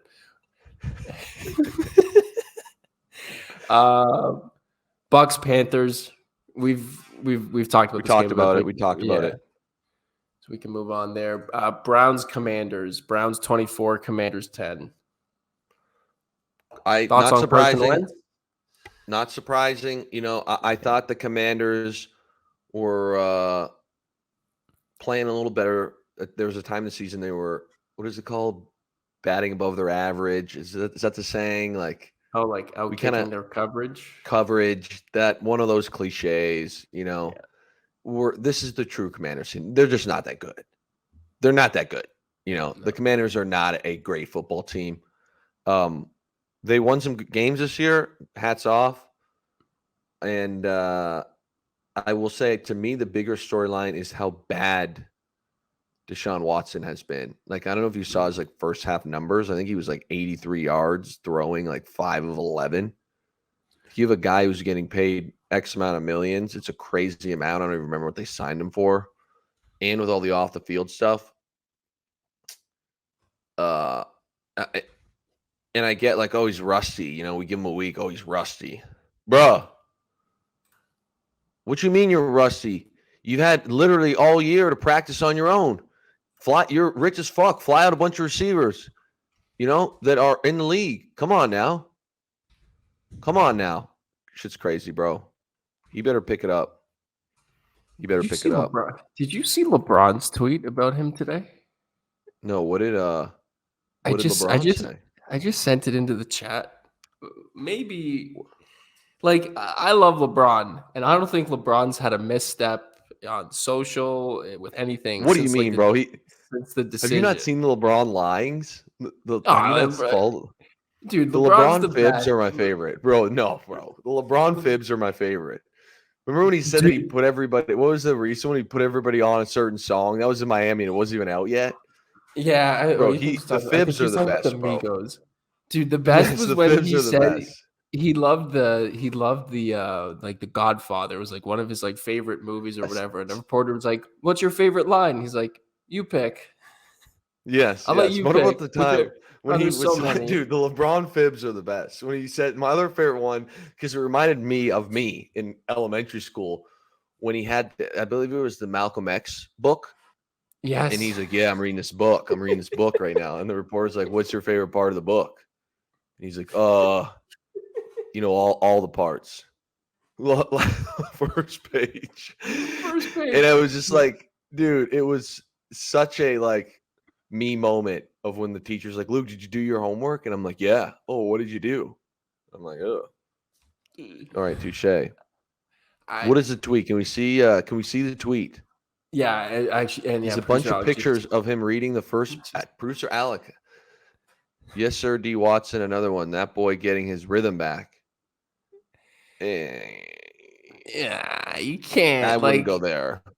How is this your first tweet of the new year if you're LeBron James about Deshaun Watson getting his quote unquote rhythm back? And what's strange is maybe he knows something that I don't, but even if he was getting his rhythm back, which I don't think he was. I mean, I did need some Amari Cooper TDs for my fantasy team, but I don't know if I would be on social promoting Deshaun Watson right now in any regards, no matter how good or bad he played. I mean, he's got 24 fucking lawsuits out against him or some wild shit for sexually abusing massage therapists. For Christ's sake, LeBron, yeah, feel the room. Again, maybe you know something that I don't know, but I'm surprised that they're even letting him play. It does somewhat bother me where I'm kind of like, dude, I know that the NFL is about making money, but this guy has some wildly serious allegations against him that really fuck with people's lives. So it's kind of disgusting, but we're not going to get too much into that. It's not that kind of podcast. But then the LeBron tweet, I'm like, bro, like you said, it's just not my favorite. It's jarring. Here's LeBron. Look, LeBron reading the first page of the first page. Producer Alec is on it right now, bro. That's so funny. I didn't even know this one. It's too good. It's just he's gosh. He's the gift that keeps on giving. Guy. You're a I big am. LeBron guy, huh? You know what? I wasn't for the longest time. He did the decision. He did all that crap, and I was like, "Fuck this guy." And then I just got to a point where I just flipped on him, and I was like, "I don't know, this guy's like objectively just hilarious, and he is like the greatest basketball player I've ever watched in my life." Where I was too young to watch Jordan, so I'm like, Yeah, I that's- watch a little Jordan, but too young to understand, for yeah, sure. yeah. It's funny, like LeBron and Drake, the two like goats of this like era, are also just two of like the cringiest people that like have walked the earth as well. Like Drake is just a weirdo, LeBron's What? a fucking weirdo. Take They're that back right now. What are you saying, Drake? Take What could you? Is manager Mark awake? Get manager Mark in here, bro. What could Get you him in. be Is manager Mark in possibly here? be He's about to make his first appearance in the pod. What Yeah, did you just manager Mark say? in here. Drake's Drake one is of the. cringy? I mean that was like his entire brand up until like 5 years ago. Drake Bro, was you're at breaking my fucking. heart. You're a Drake was at Toronto guy. I'm award. not even a fucking Toronto guy. I'm not even a Toronto guy. What has Yeah. Drake done to make you say this about him? Dude, he was on Degrassi. Okay, His when he was a wheelchair kid, man. I got Jimmy. weird shit when I was a kid. I was a big Yeah. Celtics fan when I was a kid. You know, look, I'm a loser. I did things I regret in ninth grade. It's kind of a joke, but I would wear like Paul Pierce jerseys to school in like eighth grade, like 3 sizes too big. I was gonna say, yeah, why? Because were they game worn by Paul Pierce? Because you were fucking No, they 6'8" were in just the eighth like grade. triple. Yeah, pretty much. Pretty much. It was really awkward. It's not something I really look back with fond memories. But you're gonna dog the guy because in high school or in college he was Degrassi. Dude, come on. This guy's a trendsetter. Dude, trendsetter. He just got a necklace made with like 42 diamonds on it and said the reason for each diamond was because it was one diamond for every woman he's considered proposing to. Swag. Dude, this guy can do no wrong. He can do no wrong in my eyes. That's not swag. I agree. But because he did it, it's swaggy. No. But there's a huge difference there. You can acknowledge Manager Mark must be sleeping. He can get away with Drake gets away with murder because he's Drake. Like what? And dude, he had a line on what was the album he put out with the pregnant girls on it? Certified Lover Boy. That was I wish you'd talk to me like you talk to your Chanel bag. I wish you loved me like you love your Chanel bag. If literally any other artist on the planet said that line, we would kill them for it. But it was Drake, and I went, that's kind of tough. That's kind of hard. I kind of fuck with that. It's tough. I wish you would. His song "Diplomatic Immunity." Diplomatic Immunity. The lyrics to that whole fucking song, bro, is like, it gets me amped. Have you heard "Do Not Disturb"? Amped, no, I mean I'm going to listen to it after this. Yeah, "Do Not Disturb." It's the last song on More Life. Yeah, the project he put out a couple years ago. And the last verse on that album is just him taking just like ruthless shots at another rapper from Canada, and he's just like, dude, like this is like I'm the guy. Like, get the fuck out of here. And it's just so like Drake. When Drake wants to talk his shit, he can talk his shit. But he's a cringy motherfucker, and we all know that. Yeah. And so's LeBron, which is the origin of all this. And speaking of the origins of all this, was our favorite game of one sentence or less, which we do need to wrap this up. We did the Brock Purdy talk, we've done the Seahawks talk, we did the Green Bay talk. Chargers, Rams. I think the takeaway there is that like the Chargers, it was nice to see the Chargers win a game that they should have won, and it was easy, and it wasn't just like a regular Chargers. Holy shit, they're going to lose this game and pull it out late. And then Sunday Night Football, Steelers, Ravens. Any final thoughts there? Sweat that I've ever had for a game in my life. Okay. I'm like so invested in this overdrive thing. It's bizarre. Okay. Like, I don't know if you're familiar with the situation. For anyone who doesn't know this overdrive thing, Luke Bryan. Everyone talks to me about it. It's all over Twitter. When I went home, everyone was like, dude, the overdrive. Really? It started with a team that was Al's brother, who's been on the pod, Jeff O'Neill, O-Dog, versus Brian Hayes, the host of the show. And I joined Team Al Dog, and we were 2-6. And there was drama in me and Al's brother, jokingly, like not in real life. We're not bad blood at all. We text, we're buddies. I essentially got fucking kicked off the team. Okay. Okay.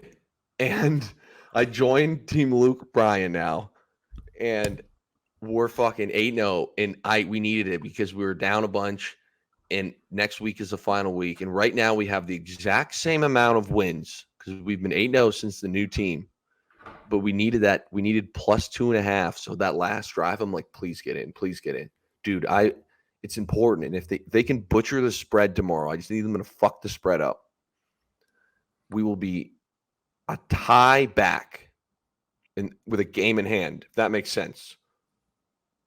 Yeah. I don't know. They'll have played one more game than us. We'll have the same amount of wins, and they'll have 2 ties, but they'll have one more in the loss column. Going into the final week, and we'll have 3 picks, and they'll have 2. That's some tight stuff, man. Bad. We needed a big bad. Oh, I was sweating it. It was the biggest sweat. I had knots in my stomach. It's good, eh? The sweats are good. It was like the first time. Most of the gambling thing I'm like into, and I want to win bad. Yeah. But this one I'm like personally invested in. Mm-hmm. I'm like, bro. And me and Hayes went back and forth in our thread, like the Ravens. And I'm reaching out to like every Steelers fan that I know. And I'm like, sort of like I do with you with the Colts. I'm like, give me an honest opinion. Give me an honest opinion. How's this going to go? Boom, boom, boom. And one of my closest friends, also one of the fellas that you're going to hear about, Nick Corrado, new fella, intro to a new fella, Nick Corrado, is the Steelers whisperer. And he hit me up because I was leaning Baltimore. He's like, Luke, he goes, that first game, we threw a bunch of picks. Trubisky was in. We had a blocked field goal, blah, blah, blah. He goes, this game's going to be 17-14 Steelers. I told Hayes, I'm like, bro, the Steelers whisperer has spoken. And correct me if I'm wrong, but it ended up being 16-13. Is that correct? 16-13, yeah. He called 17-14. What a legend, bro.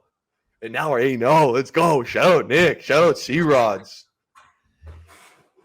Team Luke Hayes, right? Luke Hayes? We call it Luke Bryan. Luke Bryan. Yeah.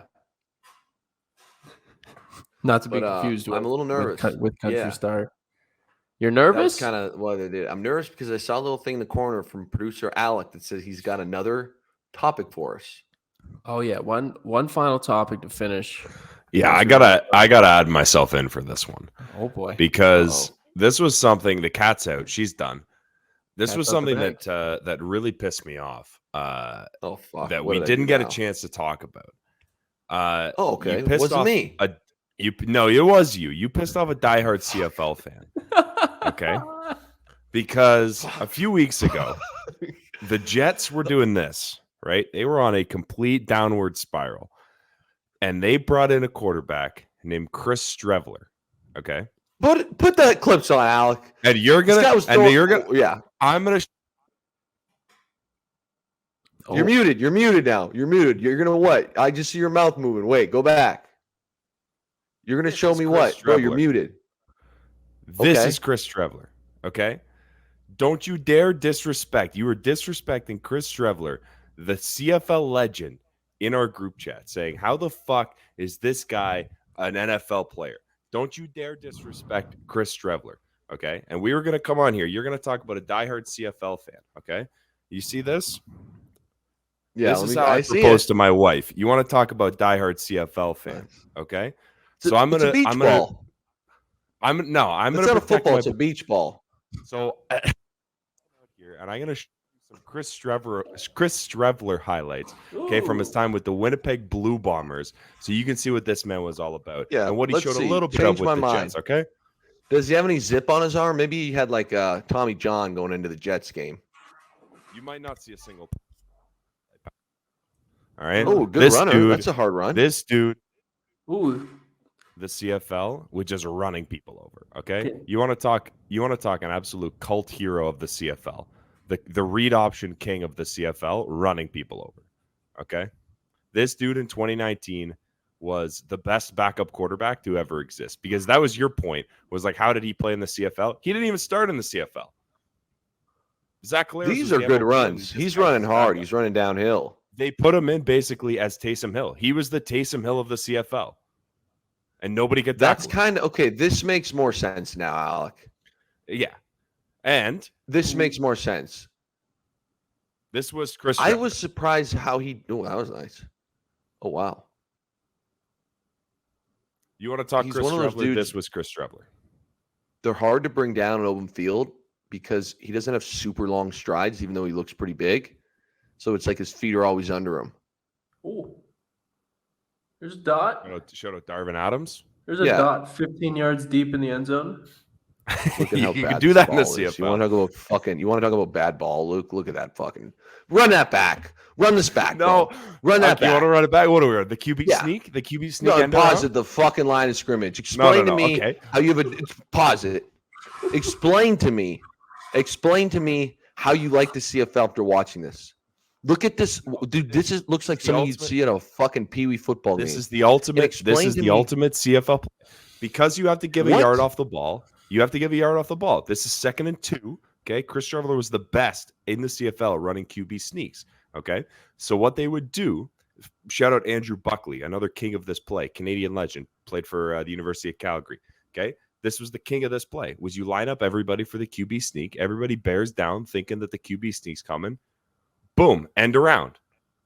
Okay, right? go back. Now, Go back. A Okay. couple things. This is my only thing. This is my only thing. Number one for the Montreal Alouettes, and I believe number 3. What the fuck is number 3 doing?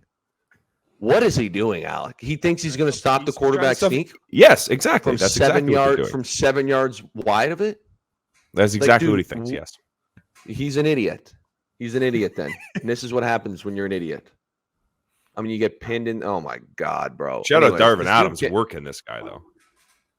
Yeah. Oh, there's more. I mean, got dude, more. Chris Trevor Trevor. looks good. Yeah, keep him coming. I'm enjoying this. QB draw, run you over. Run you over too. I can see why the Winnipeg residents really like this guy. Yeah. Oh, And then he interesting showed play up concept shirtless there. to a- Fake the option into a quarterback draw. That was kind of fun. And this is all in Winnipeg, like minus 19. Can he I'd say. throw? Can he catch? Does he have to throw? Can he throw? Boom. How's that for a dot? Ooh. I mean, In the That in the was- Grey Cup, win the Grey Cup, absolute legend. That's Chris Trevler. Okay, so you wanted to hate on my man Chris Trevler. This goes out. Shout out to number. shout out to what? Your number- mic cut out.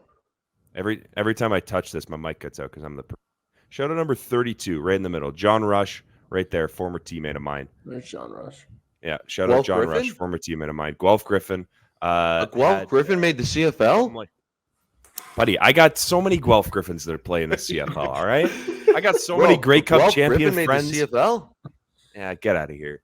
Tell me how many Windsor Lancers have made the CFL. Then we can talk. Okay. Shit, Yeah. that's a great question. Yeah. I'll feed Exactly. you. I'll Yeah. try and get a list. I can name Johnny Augustine, Royce Mechie, Wow. Andrew Rush, okay, Jalen Guthrie, Eric Starzella, and those are just guys I played with. Curtis Newton, Jake Reinhardt, Joe Breinhardt, Nick Soto. You're just making Luke up names Corral. now. There's You're no just way. naming those are names at just this like- point. Those are just Yeah, guys you're that just I naming played with. names. What Those about- are just guys- I what can about- make Cam up, Walker, Jeff Finley? Yeah, what about Johnny Let me see. Johnson? Yeah, You And, can go look yeah, you up know who made every it? single one of those guys. I will preach for every single one of those guys. I played with every single one of those guys. Can That they is throw the Guelph ball better than Griffins. Strevler? Any of them? Well, not a single one of them because No, none of them are the issue is quarterbacks. They can't. Okay, none of them are Strevler should quarterbacks, switch to all tight right? end immediately. And I stole that He from should, Luke Bellis. 100%. I agree. Strevler should switch to tight end immediately. I stole that from a guy on TikTok. He can't throw very well. At least I don't. And even though some of those balls, like the beach ball, CFL ball, in the NFL ball, and in that league, shorter field. Sorry, more narrow Wider. field, shorter field. Windows are a little tighter. Bigger bodies up front. I think Strevler's a great athlete. He looks like a good guy. I wouldn't put him straight up there with Creature Man. Like him and Creature Man would butt heads a little bit. I feel like he's more of a Coors Light guy. Creature Man, Bud Light or die. But we'll give him the seal of approval. Where's he from? Let's see if Chris wants to come on the pod. Where's this guy from? He's Canadian? No. He's from he's American. He's from Illinois. Played college ball. Fuck out of here, dressing like that from Illinois. I thought you were going to say Georgia, Mississippi, or Texas. What a fraud, bro. This guy's a fraud. Get him out. He's not coming on. Fraud, bro. What does this guy think he is? He's a fraud, bro. Unbelievable. Chris, if you ever let him on the podcast, I had to stand up. I had to stand up for my CFL, all my CFL boys. And I want you to go through and look up all the names I listed. Played with every single one. From the Guelph Griffins? All Guelph Griffins. 2013 to 2015. Yates Cup champs 2015.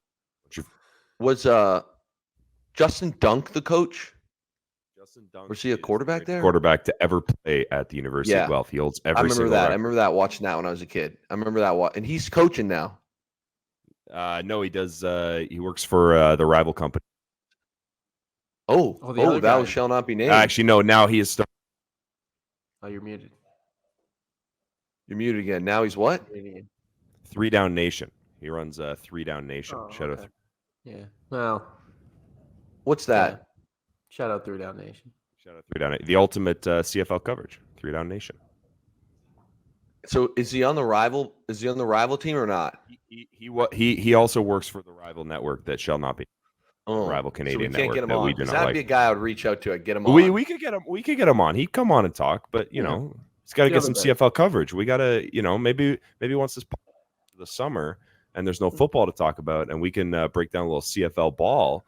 Then maybe we can get Justin Dunk on. Let me ask you this, Bruce or Alec, and I know we got to call it up, and maybe Luke Bellis, because I feel like Luke Bellis is actually on the fence. I feel like in this conversation, Luke Bellis is. What is the term I'm looking for? He's moldable, and I'm going to drag him to the dark side. But you're trying to keep him pure. I'm going to drag him to the dark side, bro. I would love to get on anyone that you think of that can convince me that the CFL isn't trash. Is Justin Dunk the guy? I mean, who's the guy to do it? We could talk Matthew Dunnigan. Ooh, Dunnigan. I don't know Dunnigan. You know Dunnigan. Get him on here.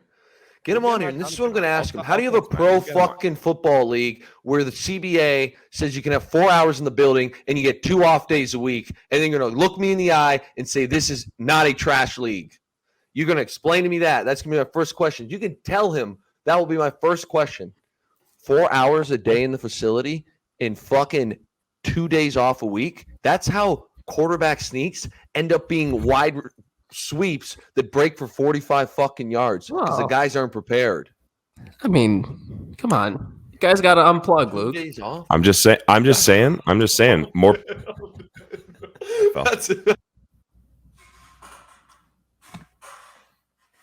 I'll explain that. I'll explain that off the pod, bro. I'll explain that off. No. This is where I remove myself from this conversation. No, okay. I made my CFL. Luke, the second I thought of that, I was like, "Oh man, this is gonna get a pop. This is gonna get a pop from Luke." Yeah, yes, big time. I wish Manager Mark wasn't. And Belly, that's why your camera's blurry now. It's Big Brother's always watching. Yes, I wanted to finish with that. You can't disrespect the CFL in the group chat like that anymore. Okay. All right. We can't disrespect my CFL boys. We'll get some CFL love on the. We're die on this hill.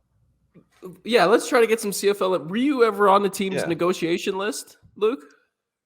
Were you on any? Argonauts? Argonauts got my rights. Yeah, let's go. Oh, you want to hear this one? Boys. You want to hear that? You want to hear about how great this league is? Yes, and then we're gonna wrap up. And then we'll wrap up. Here's a true story. I'm telling everybody. I'm telling everyone, yeah, bro, I'm a shoo-in to get picked. But I was going back to Rice. So it was one of those things where it got weird because I'm like, fuck, dude, this is kind of weird where I'm not going to be picked in the first round because I have a legit shot to go to the NFL.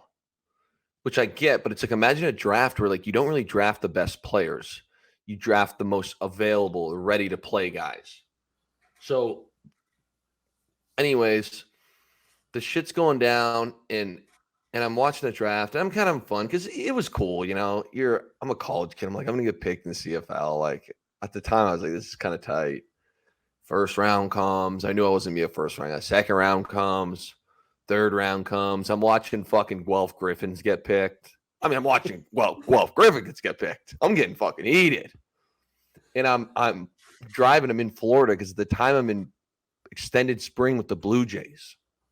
And I was living with a guy named Zach Bro, who was a Windsor kid, who was a stud pitcher, who was also in extended spring, and eventually was playing like in low A. I think he got to double A for the Jays in their organization.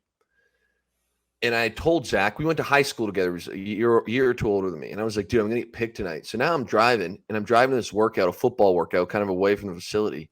And the fourth round goes, and I'm like, fuck, bro, I'm not going to get picked. I think there's only like, what, 7 rounds, Alec? Does that sound right? There were six rounds. 6 in your draft, yeah. And there's only like 12 picks around or whatever it is. 10? 6. No, there's 8. There would have 8? been 8 teams in the league 8. at that time. Yeah. So I'm like, bro, there's only 16 people left. I'm not going to get picked. So I'm driving. Draft ends. And I'm like, holy shit, I didn't get picked. I've got my phone on me. I go into the workout.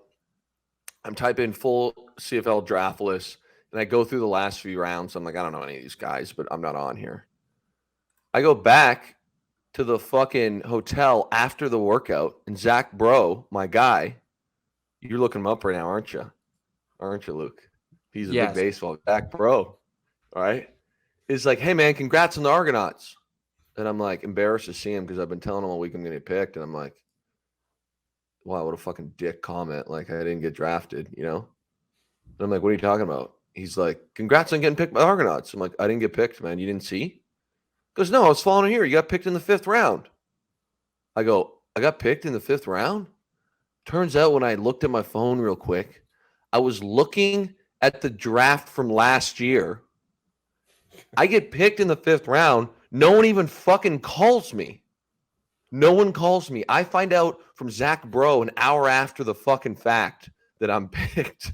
And then about an hour and a half later, I get a call from the Argonauts, and they're like, hey, man, just a heads up, we picked you earlier today in the draft. I'm like, bro, what kind of operation is this? What kind of operation is this, Alec? I will say, in defense of the CFL draft, the early 2000s were a wild time for the CFL, and in the last few years, CFL draft coverage. Shout out to Farhanlology at TSN. Shout out to Dave Naylor. Shout out to all the guys at TSN. They brought the commissioner in. They do the draft live on TSN. They do a great coverage, so everybody knows when they get picked, and they've really amped it up. But yeah, the early 2010s for the CFL was a wild time. It's a very last one I'll say about my CFL. I'm looking at the 2012 CFL draft. It's not a lot of guys that. The only guy I can find that might still be in the league is Jake Thomas, defensive tackle, plays for the Winnipeg Bombers, 2-time Grey Cup champion. Nice. Boom. Other than you that, guys have gotten to know me a little bit. You'll like this one too from the CFL draft. I get a call. I can't remember if it was the Rough Riders, but one of the scouts calls me up. I'm a college kid. I was in college. I was very by the book. Okay, nice guy. He's calling me and he's like, "Hey, man," and he's like, "I'm like, what's up, dude?" He's like, "Going through some of your film. Do you mind if we talk about it? We're doing a little draft profile." In my head, I'm like, bro, I follow the CFL draft every year. Fuck kind of profile you need, big dog. You're picking guys that are bums. Okay. And I was arrogant about it. I didn't tell him this, but I'm like, is this guy fucking serious? I'm like, so anyways, he's like, let's start with the Tulsa game. I had I think 120 and a tutty against Tulsa this year. But I had 2 drops. And that whole season, my only drops were in this game. So I'm like, oh, man, he's going to talk about the 120 and then a tutty, right?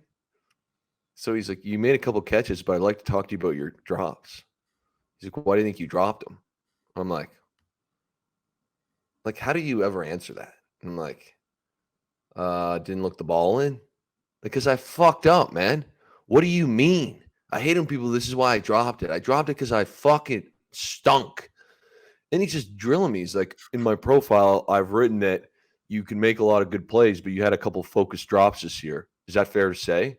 And I was this close to being like, buddy, is it fair to say that if you had any fucking brain cells, I would be the number one pick in this draft and you'd be begging me to play for your fucking team? Shut the fuck up. But of course, I was in college, and I was like, that's fair to say. And to this day, it's one of the biggest regrets of my life that I sat on the phone with a CFL guy and let him bust my fucking balls for 20 minutes about 2 drops we had in a Tulsa loss where I had a $120 and a tutty.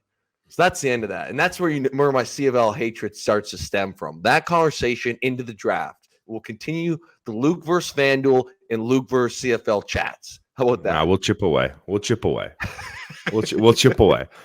One step at a time. We'll chip away. Okay? We'll chip away. That's fair. Shout out Strevler. Chris Trevor, Canadian legend. Chris Trevor. Like that. By the way, cancel your Saturday night plans. We got a Saturday doubleheader in the NFL this week coming up. Just been announced. They've flexed it on ABC. Chiefs, Raiders at 4:30 Eastern. And then Saturday night football, the AFC South crown will be determined with the Tennessee Titans. Bengals, Raiders. Oh, it's South. Sorry. Taking, cool. Jags. taking on the Jacksonville Jaguars. Saturday night. Love it. That's going to be Love a it. weekend. That's going to be a grind of a weekend. I can't believe the end of the season's already here, dude. It's kind of nuts. It feels like I hear you. It feels like you were just fucking bruising my chest after the first touchdown of the season. Do you remember that? The Gabe Davis touchdown to start the year? Of course. I woke up the next morning. I was very sore. I was very sore. I was very sick at the time, too, so I wasn't, like, working out or anything. I just woke up this morning. I was like, holy shit. This dude's strong. Yeah, I like that. Also, I will say this. If we can get one clip and then we'll call it. When we promote the bet, Alec, if we can do this at some point tomorrow, be like, we have minutes consistent as we want. If we can do some sort of quick video, it doesn't have to be long. But be like, lest we forget the wild one and have the fucking Hurst TD, the bet slip. Be like, this is how we get back on track. Because I promise you, I've got to talk to Belly, but there'll be at least one, potentially 2 Hayden Hurst legs in the single tomorrow. In the single? I think it's like time, it. bro. Even It's tonight, time. dude. You know, I know my mom yelled at me and like we need a winner, but like, was tonight's bet fun? 5-1, couple alt lines. Any swinging dick can hit a couple 5-1, bro. We're going 10 plus tomorrow, Luke. Look at him. He's like, fuck. Yeah. No, I mean, like I hit a 10-1, 9-1 parlay today. You know, that feels great. it No, happens. 9-1, I'm fair with. 9 We to were 1, 4.5-1. We were 4.5-1 at some point tonight. And went which 0 is for 3 on it. fine. Which is fine when you hit. But you know what? So I will say, and I know we've gone long, but if we're gonna lose a parlay, I'd almost rather go 0 for 3 than 2 for Yeah. 1, and like Fair. you lose because then like we lost. I got it. Like we lose. Like, but there was no heartbreak tonight. You get the nights where you get close and you get that half yard, that like 3 yards shy. It's just it gets you. So tonight it was more of a little bit of a, slower death, but we'll be better. And Hayden, like you said, Hayden Hurst is back. He's arrived at the perfect time. He's arrived to save Hail Mary Monday, and like we're right there. We've had the right script with Every a lot game, of recent bro. with a lot of recent primetime games, and we just a little here, a little there. We whiffed it tonight, so Yeah, but we will hit him tomorrow. yeah, I think we will. Well, we'll hit him tonight. Agreed. Monday Night Football. You got the Bills. Need it. You got the Bills in a bit of a route. The route's aggressive, but I'm going to say 10. Oh, okay. 10? Yeah. You got the Bills. I got the Bengals. And I think we're good to wrap this thing up. Let's finish it. I think we're good to wrap this thing up. That was a fun show. That was good. I like producer Alec. Gave me like after show vibes, you know? Yes. Something like that. Something that could be in the works. Now that we're into a new year, new ideas, new heights. Once again, thank you for your time. Today was a long one. Makes sense. It was our first time chatting in a little bit. First episode since before the holidays. We're back. Yep. I hope everyone out there had a good holiday, good new year. We're coming in hot to 2023. Monday Night Football. Should be a good one, Luke.